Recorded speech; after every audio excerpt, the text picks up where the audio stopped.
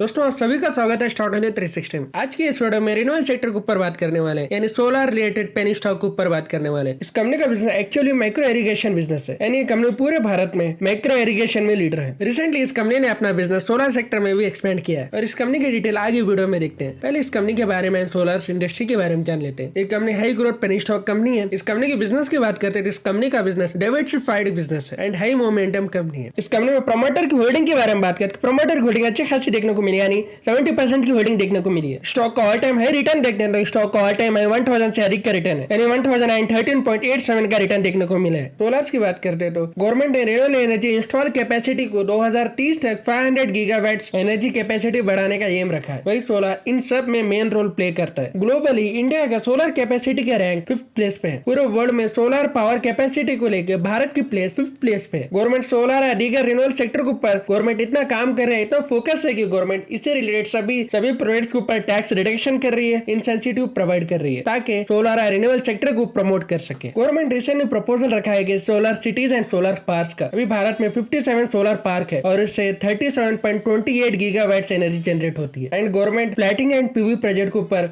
भी पुशअप कर रही है। गवर्नमेंट का एम है कि भारत को पूरी तरह आत्मनिर्भर बनाना है एंड 2024 तक इंडिया को पूरा डेवलप्ड कंट्री बनाना है। इसलिए गवर्नमेंट बहुत सी स्कीम्स लेकर है, जैसे पीएलसी स्कीम पीवी मैन्युफैक्चरिंग के ऊपर। 2022 के डाटा के हिसाब से गवर्नमेंट ने 24,000 करोड़ का फाइनेंशियली सपोर्ट किया है आत्मनिर्भर भारत के तहत। गवर्नमेंट ने रिसेंटली 2023 के बजट में, यानी पिछले महीने फरवरी के बजट में 2 करोड़ के घरों के ऊपर सोलर पैनल डाले जाएंगे। उन घरों के ओनर्स को 40% की सब्सिडीज प्रोवाइड की जाएगी सोलर पैनल डालने के लिए। गवर्नमेंट ने यह भी बताया कि सोलर पैनल डालने के बाद इन घरों के बिजली के बिल में 300 यूनिट तक अधिक तक घटौती देखने को मिलेगी, यानी 15 या 18,000 से अधिक तक बचत होगी करंट के बिल में। इन सभी के पीछे गवर्नमेंट का एक ही रीजन है कि सोलर को या रिन्यूएबल एनर्जी के ऊपर गवर्नमेंट प्रमोट कर रही है एंड एनकरेज कर रही है। गवर्नमेंट का जो टारगेट है 2030 तक 500 गीगावाट को रीच होने का, गवर्नमेंट हर तरफ से हर जगह से प्रमोट एंड एनकरेज कर रही है पब्लिक को एंड इन्वेस्टर्स को। वीडियो आगे लग जाने से पहले इस वीडियो को लाइक एंड सब्सक्राइब कीजिए ताकि आने वाला वीडियो आप तक पहले पहुंचे। स्टॉक की भाव की बात करते हैं तो मात्र 58.19 है। वही स्टॉक के 5 साल के रिटर्न देखते हैं तो स्टॉक ने 5 साल में 158.28% के रिटर्न दिए। 1 साल के रिटर्न की बात करें, स्टॉक ने 1 साल में 59.25% के रिटर्न दिए। वही 6 मंथ की बात करते हैं तो मात्र 6 मंथ में स्टॉक ने 95.27% के रिटर्न बना के दिए। यदि आप 6 मंथ पहले 29.80 के पैसे पे 1 लाख का अधिक का इन्वेस्टमेंट करते हैं तो 3,500 के शेयर खरीदते हैं तो अब तक आपका पैसा या आपके पोर्टफोलियो में 1 लाख तक प्रॉफिट देखने को मिलता। आगे कंपनी के सीजीआर प्रॉफिट एंड सेल्स देखते हैं तो कंपनी के सेल्स की बात करते हैं 10 साल में कंपनी ने 14% के रिटर्न बना के दिए। 5 साल की बात करते हैं तो कंपनी के सेल्स में 5 साल में 13% की ग्रोथ देखने को मिली है। वही 3 साल में कंपनी के सेल्स में घटोती देखने को मिली, यानी 6% की सेल्स देखने को मिली है। टी-टाइम सेल्स देखते हैं, टी-टाइम सेल्स में अच्छी खासी ग्रोथ सेल्स में देखने को मिली है, यानी 46% की टी-टाइम सेल्स में ग्रोथ देखने को मिली है। सीजीआर प्रॉफिट के बारे में बात करते हैं तो कंपनी ने 10 साल में 8% का प्रॉफिट बना के दिया है, यानी कंपनी की कमाई 8% की बढ़ोतरी देखने को मिली है। वही 5 साल के बारे में बात करें, कंपनी के प्रॉफिट में 0 बढ़ोतरी देखने को मिली है। वही 3 साल की प्रॉफिट के बारे में बात करें, 3 साल के प्रॉफिट में घटोतरी देखने को मिली, यानी -24% की गिरावट देखने को मिली। वही टी-टाइम सेल्स की डाटा देखते हैं, टी-टाइम सेल्स में अच्छा खासा प्रॉफिट देखने को मिला है, यानी पिछले 3 साल या टी-टाइम कंपेयर करते रहे, टी-टाइम में अच्छा खासा ओवरकम करते हुए कंपनी ने 237% का प्रॉफिट बना के दिया है, यानी कंपनी की कमाई में 237% का प्रॉफिट देखने को मिला। आगे कंपनी के प्रॉफिट एंड लॉस देखते हैं। कंपनी की सेल्स की बात करें,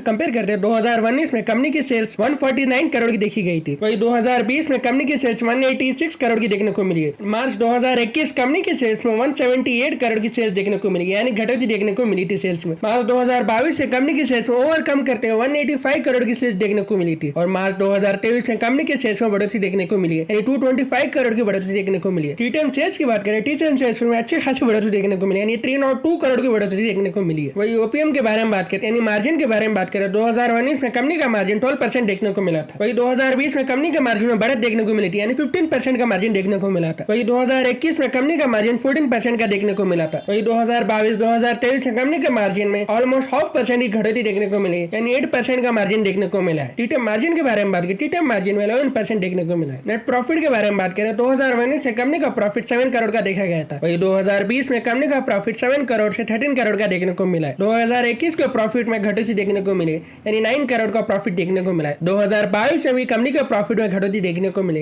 यानी 3 करोड़ का प्रॉफिट है। वही 2023 के प्रॉफिट के बारे में बात करती है, 2023 के प्रॉफिट में बढ़त देखने को मिला, यानी 6 करोड़ का प्रॉफिट देखने को मिला है। वही टीटीएम के बारे में बात करें, टीटीएम में कंपनी के प्रीवियसली प्रॉफिट से ओवरकम करते हुए कंपनी ने 14 करोड़ का प्रॉफिट दिखाया है। टीटीएम अच्छी खासी बढ़ोतरी प्रॉफिट में देखने को मिली है। बोरिंग के बारे में बात करें 2019 से 2023 तक लगातार बोरिंग में बढ़ोतरी देखने को मिली। यानी 2019 से कंपनी की बोरिंग 63 करोड़ की देखी गई थी, वही 2023 से कंपनी की बोरिंग 63 करोड़ से बढ़ के कंपनी की बोरिंग 90 करोड़ की देखने को मिली है। यानी इस कंपनी में बोरिंग में अच्छी खासी बढ़ोतरी देखने को मिली है कुल 5 सालों में। कंपनी के फंडामेंटल एंड कंपनी के प्रोडक्ट्स एंड मोमेंटम देखने तो मुमकिन है कि आने वाले दिनों में अच्छी खासी ग्रोथ देखने को मिलेगी, क्यों ना कि इस कंपनी का प्रोडक्ट सोलर सेक्टर में यूज होता है। सोलर सेक्टर के बारे में बात करें, solar sector high growth sector है। सोलर सेक्टर की आज के टाइम में इतनी डिमांड है कि इसके रिलेटेड सभी स्टॉक्स एंड सभी प्रोडक्ट्स आने वाले दिनों में अच्छी खासी ग्रोथ एंड मोमेंटम देखने को मिलेगी। ऐसे स्टॉक आगे चलकर मल्टीपल शेयर्स बनते हैं, ग्रोथ एंड डिमांड्स होते हैं। मार्केट कैप के बारे में बात कर रहे हैं, कंपनी का मार्केट कैप 308 करोड़ का है, यानी स्मॉल कैप कंपनी है। पीई रेशियो के बारे में बात कर रहे हैं, इंडस्ट्रियल पीओ 31.4 टाइम है। स्टॉक पीओ रेशियो के बारे में बात करें, स्टॉक पीओ रेशियो 21.3 टाइम है। यानी इस कंपनी का PO ratio industrial PO ratio से अच्छे खासे सस्ते दाम पे मिल रहा है। आगे कंपनी के आरएच एंड आरओई के बारे में बात करें, कंपनी का आरओई 11.3% है, वही कंपनी का आरओई 8.14% का देखने को मिला है। कंपनी के रिजर्व्स के बारे में बात करें, कंपनी का रिजर्व 69.6 करोड़ का देखने को मिला है। कंपनी के डेप्ट इक्विटी के बारे में बात करें, कंपनी का डेप्ट 1.13 टाइम देखने को मिला है, यानी इस कंपनी का डेप्ट 1 टाइम से ज्यादा है। पर इस कंपनी का इंटरेस्ट कवरेज रेशियो 2 से ज्यादा है, यानी 2.87 इस कंपनी का इंटरेस्ट कवरेज रेशियो है। इसी वजह से मैं आपके सामने स्टॉक शेयर कर रहा हूँ। और मैं ज्यादातर ऐसे स्टॉक प्रेफर करता हूँ जिस कंपनी का भी डेप्ट इक्विटी 1 टाइम से नीचे होता है, पर इधर इस कंपनी का डेप्ट इक्विटी 1 टाइम से ऊपर है एंड इस कंपनी का इंटरेस्ट कवरेज रेशियो भी 2.87 है। आगे कंपनी के डिविडेंड के बारे में बात करें, अभी तक कंपनी ने किसी को भी डिविडेंड पे नहीं किया है। अभी तक जिस स्टॉक के ऊपर बात करते आ रहे हैं स्टॉक का नाम कैप्टन पॉलीप्लास्ट लिमिटेड है। बिजनेस एनालिसिस के ऊपर बात करने से पहले मैं बता देता हूँ कोई बाई एंड सेल रिकमेंडेशन है, सिर्फ आपके एजुकेशन नॉलेज पर्पस के लिए। कैप्टन पॉलीप्लास्ट की शुरुआत के बारे में बात करें, इसकी शुरुआत 1997 में हुई। एक कंपनी ना कि सिर्फ इरिगेशन एंड सोलर्स में काम करती है बल्कि forged and machined bearing ring